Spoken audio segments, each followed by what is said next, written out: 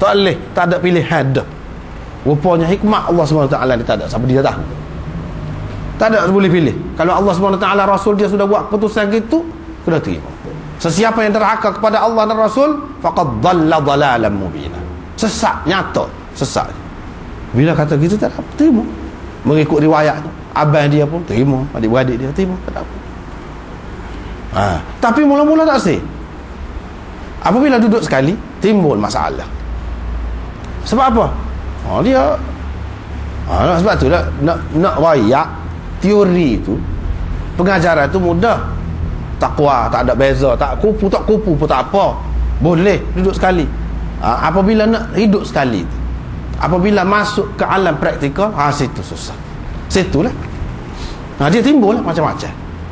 Timbul bunyilah di antara hak bunyinya dalam riwayat-riwayat ada sebut kononnya Zainab ini mulut dia lepas sikit. Tak tahulah. Kalau itu pun boleh jadi. Dan nak boleh jadi gitu tu mulut lepas tu, ketika dia nikah dengan Nabi SAW, mulut lepas lagu tu lah. Tak pula. Maknanya dia benda baru tu kerana sesuatu yang baru. Kalau iya, kerana dah tak kenal lagu tu lah. Dah tak puas hati. Walaupun ikut dah lah tu, ikut perintah Allah SWT dah lah tu, tapi nak menjayakannya bukan semua boleh. Apalagi ada hikmah rupanya di sebalik tu. Hikmah ya Allah SWT tak cerita lagi kepada Nabi SAW. Tetapi mengikut ulama-ulama tafsir kebanyakan ni, dia kata Allah SWT sudah royak dah kepada Nabi akan datang seseorangnya daripada awal lagi royak dah. Nabi tahu dah hak ni akan jadi bini dia. Hak tu dia duduk susuk je, hak ni akan jadi bini dia ni. Dia tak royak ke Zaid, tak ajar royak. Dia suruh Zaid nikah, dia suruh Zainab nikah, terima. Padahalnya dia tahu dah, dia susu. Sedangkan Allah akan nyatakan juga, akhirnya akan menikah juga. Dia tak ayak ke siapa-siapa. Hot tu, hot susu. Dia mau tu kata.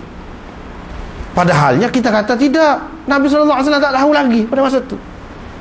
Allah SWT suruh nikah. Tak tahu lagi cerita. Ayat ni zawajnaka, dia tak turun lagi. Tak turun lagi.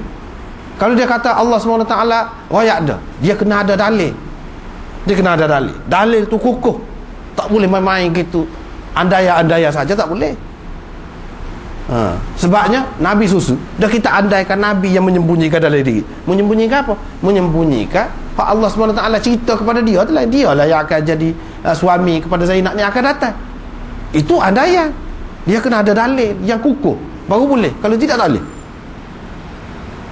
Sedangkan ayat ni tak turun. Tak turun lagi. Macam mana kita nak kata baru turun lepas tu? Sedangkan ni peristiwa ni berlaku lama dah. Baiklah. Itu di antaranya. Ada di antaranya pula kata Zaid ni manduk. Zaid ni manduk. Lama ni kau. Setengah ulama kata di sini, setengah ulama kata setahun lebih-lebih ya. Tapi itu tidak tepat. Sebenarnya lama dia menikah. Belah-belah tahun. Perkahwinan rumah tangga dua orang ni belah-belah tahun, 2-3 tahun. Di awal Nabi SAW menjadi Nabi lagi, sama ada tahun yang pertama, kedua atau ketiga kenabian, bukan hijrah, kenabian lagi dia menikah situ lagi. Jadi orang dia kata mandu. Ingat ke tidak kisah berapa kali kita sudah jumpa dalam hadis ni. Maknanya cerita dia sampai ke zaman kemudian orang duduk sebut-sebut lagi, duduk pertikaikan. Sebab apa? Usamah ni anak kepada Zaid bin Harithah ni tak serupa dengan ayah dia. Jadi seseolahnya orang yang nak memburuk-burukkan dia ambil kesempatan, kata iya kau ni anak dia, kau anak siapa ni, pasal tak serupa dengan dia. Hak ni anak Zaid dengan Ummu Aiman. Ummu Aiman ni bekas hamba Nabi SAW. Dia nikah dengan tu tak apalah, muka sama-sama bekas hamba, tak apa, boleh anak seorang namanya Usamah. Ummu Aiman ni seorang yang bagi orang mukmin dia tidak akan ragu apa-apa. Cuma orang munafik dia boleh ambil kesempatan. Orang mukmin sebab apa? Dalam hadis ada sebut dah, siapa-siapa nak tengok perempuan ahli syurga, tengok Ummu Aiman. Siapa setara tu? Dalam hadis ada sebut. Sebab itulah kira-kiranya Zaid dia jadi kenal pada Ummu Aiman. Nikah dah, boleh anak. Siapa ke zaman kemudian orang duk pertikaikan lagi. Sehingga pada suatu hari Zaid dengan Usamah ni tidur tuduk muka, kaki aja nampak. Kedua-dua tu nampak kaki. Lalu mari Qaif ni dia ahli ilmu qiyafah, ilmu firasat, pakai benar orang pada masa tu, dan memang pandai sungguh ilmu qiyafah tu. Jadi dia tengok kaki, ini ada hubungan darah, kata dia. Ini mesti ayah anak. Nabi SAW suka pergi royak kepada sahabat-sahabat dia, pergi royak kepada isteri dia. Ada Qaif cerita, dia kata serupa. Pasal apa timbul tu? Sebab ramai orang duduk kata ni bukan anak Zaid. Masa tak serupa saja, anak orang lain. Jadi hak tu lah duduk eret-eret kata dia mandul. Orang ni apabila dia lebih pihak lebih ni, kalau tidak Zainab sendiri, keluarga dia tidak akan letak kekurangan tu atas dia akan letak atas orang lain. Kira-kira Zaid yang mandul, alik ni pula kata hak tu mandul, kira-kiranya dah bila tak berlaga dia jadi lagu tu lah, timbul jadi besar. Hak ni duduk susuk masing-masing. Dia bukan seperti zaman lain ni boleh pergi cek, boleh tahu hak ni mandul, hak ni tidak mandul. Zaman tu zaman mana? Jadi masing-masing dengan gitulah sepuluh orang zaman itu kan. Dia kata hak ni mandul, hak ni kata hak ni mandul. Bahkan zaman itu kebanyakan dia kata orang perempuan lah mandul. Tetapi tak mesti juga. Sebab dalam bahasa Arab ni aqir ini untuk lelaki, perempuan boleh kedua. Mana sudah terima dah, lelaki pun boleh mandul. Masa tu lagi tak apalah tu.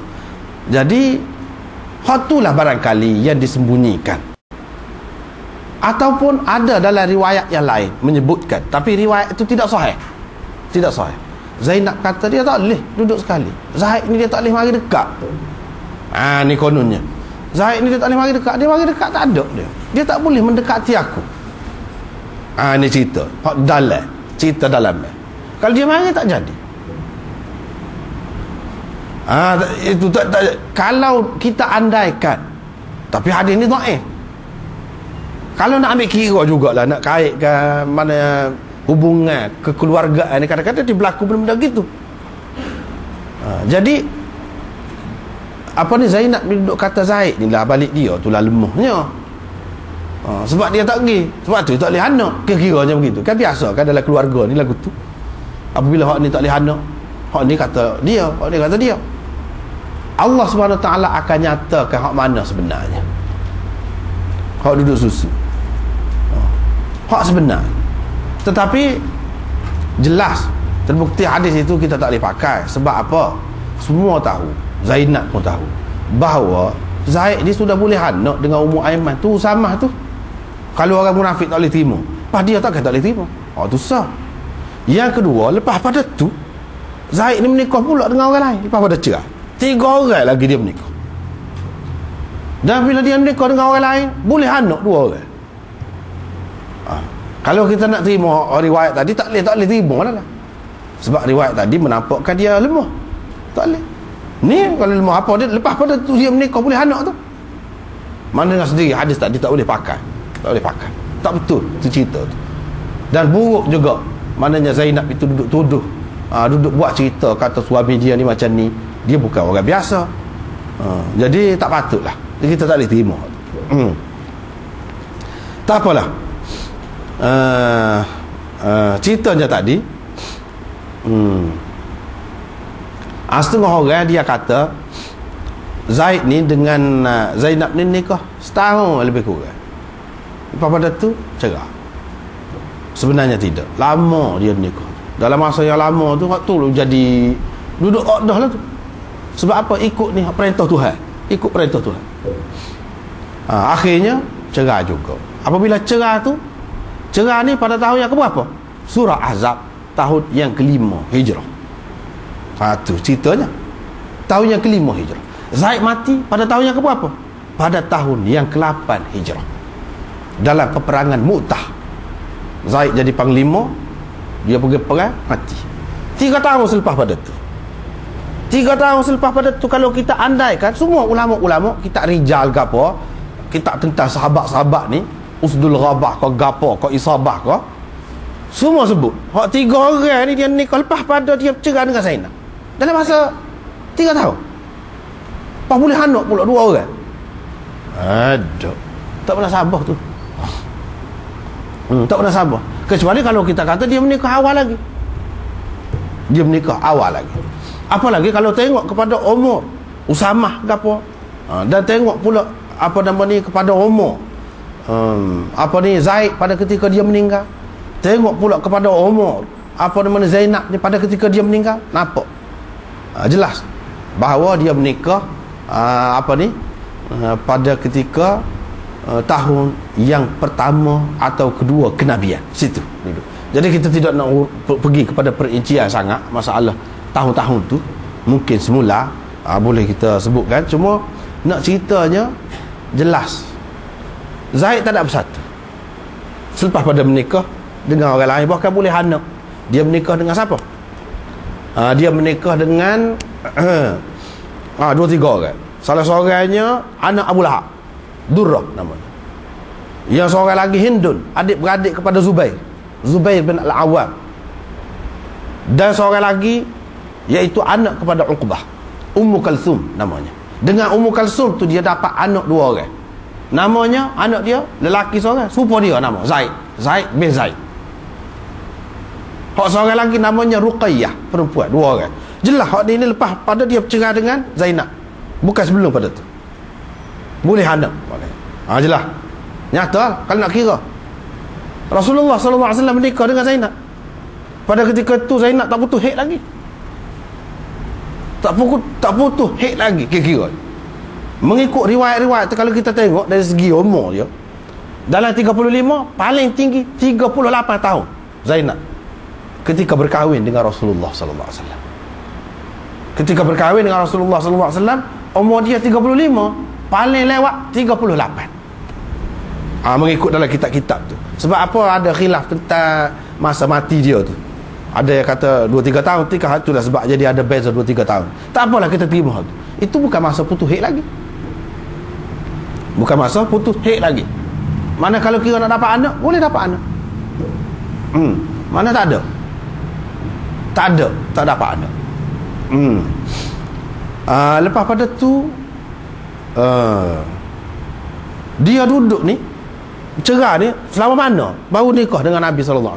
Setengah ulama kata lepas pada habis iddah kita, mengikut zahir hadis ini, bila habis iddah. Tetapi yang lebih tepatnya makna 3-4 tahun lepas pada bercerai. 3-4 tahun lepas pada cerai tu barulah menikah. Barulah kita tengok ada munasabah. Ni cerita adalah hadis ni yang nanti kita akan baca. Nabi SAW hantar Zaid tu sendiri pergi Penang apa nama ni Zainab. Kalau lah baru-baru lagi, itu agak tidak munasabah tu. Agak tidak munasabah. Tak ada orang lain kau nak pilih. Sebab tu setengah-setengah ulama dia pertikaikan tu. Apa jadi lagu ni? Tak ada orang lain kau.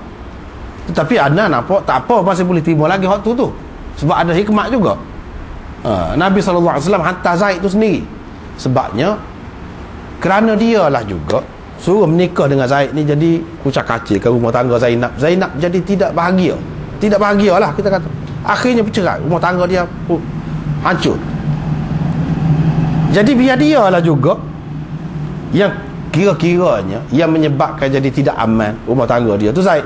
Biar dia ni lah juga yang bawa pergi kepada Zainab cerita Nabi SAW nak. Sebab dia memang duduk nak kepada Nabi SAW. Ada banyak riwayat yang menyebutkan dia mula-mula dia khabar ke Nabi SAW nak pinang untuk diri sendiri, rupanya untuk Zaid. Situ dia patah hati. Jadi kalaulah Zaid ni yang menghancurkan dia, Zaid ni lah yang membina dia. Dan Zaid pun bukan budak-budak pada masa tu. Apalagi kalau kita mengambil kira setelah 2, 3, 4 tahun dia bercerai, tak apa, boleh terima. Mana orang yang meruntuhkan, orang itulah juga yang membangunkan. Itu maksudnya. Tak jadi masalah tu. Tak apalah. Zainab ni dia nak, bahkan mengikut setengah-setengah ulama, dia nak kepada Nabi SAW.